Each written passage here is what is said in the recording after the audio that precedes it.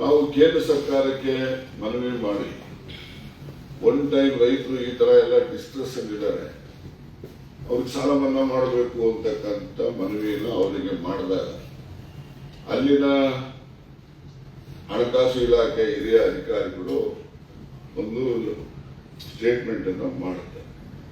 ರೈತರ ಸಾಲ ಮನ್ನಾ ಮಾಡಿದ್ರೆ ದೇಶದ ಆರ್ಥಿಕತೆ ಅಲ್ಲೋಲ ಕಲ್ಲೋಲ ಆಗುತ್ತೆ ಅಂತಕ್ಕಂಥ ಮಾತನ್ನು ಅವರು ಹೇಳ್ತಾರೆ.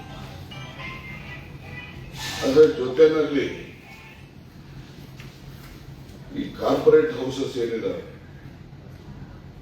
ಕಾರ್ಪೊರೇಟ್ ಹೌಸಸ್ 23-24 ಅಂತ್ಯಕ್ಕೆ ಸುಮಾರು 14 ಲಕ್ಷ ಕೋಟಿ ಸಾಲ ಮನ್ನಾ ಮಾಡಿದ್ದಾರೆ. ರೈತರದು ಸಾಲ ಅಂತ ಹೇಳಿದ್ರೆ ರೌಂಡ್ ಅಬೌಟ್ 1 lakhs crore ಬರಬಹುದಷ್ಟೇ.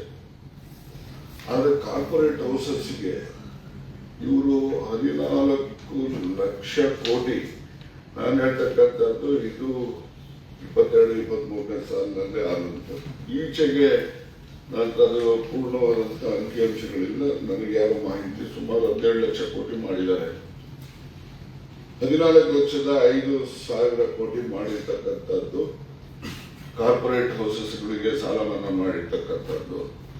ರೈತರ ಸಾಲ ಮನ್ನಾ ಮಾಡತಕ್ಕಂಥ ಬೇಡಿಕೆ ಇಟ್ಟರೆ ನಮ್ಮ ರಾಷ್ಟ್ರದಲ್ಲಿ ಆರ್ಥಿಕ ಸ್ಥಿತಿ ಅಲ್ಲೋಲ ಕಲ್ಲೋಲ ಆಗುತ್ತೆ ಅಂತಕ್ಕಂಥ ಕೇಂದ್ರ ಸರ್ಕಾರದ ಏನು ಒಂದು ಅಭಿಪ್ರಾಯ ಇದೆ, ಇದು ನಿಜಕ್ಕೂ ಕೂಡ ರೈತರಿಗೆ ಮಾರಕವಾದಂಥ ಅಭಿಪ್ರಾಯಗಳನ್ನು ಕೇಂದ್ರ ಸರ್ಕಾರ ಇಟ್ಕೊಂಡಿದೆ ಅಂತಕ್ಕಂಥದ್ದನ್ನು ಅದನ್ನು ನಾವೆಲ್ಲ ಖಂಡಿಸಲೇಬೇಕಾಗ್ತದೆ.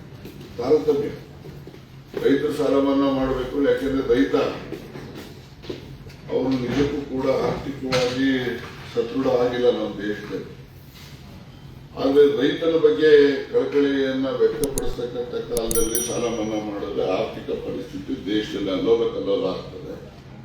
ಕಾರ್ಪೊರೇಟ್ ಹೌಸಸ್ಗಳಿಗೆ 14 ಲಕ್ಷ ಕೋಟಿಗೂ ಹೆಚ್ಚು ಮನ್ನಾ ಮಾಡಿದ್ರೆ ಆಗೋದಿಲ್ಲ ಅಂತಕ್ಕಂಥದ್ದು ಇವರು ಕಾರ್ಪೊರೇಟ್ ಹೌಸಸ್ ಪರ ಇದ್ದಾರೋ ರೈತರ ಪರ ಇದ್ದಾರೋ ಅಂತಕ್ಕಂಥದ್ದನ್ನ ಜನರ ತೀರ್ಮಾನಕ್ಕೆ ನಾವು ಬಿಡ್ತೇವೆ.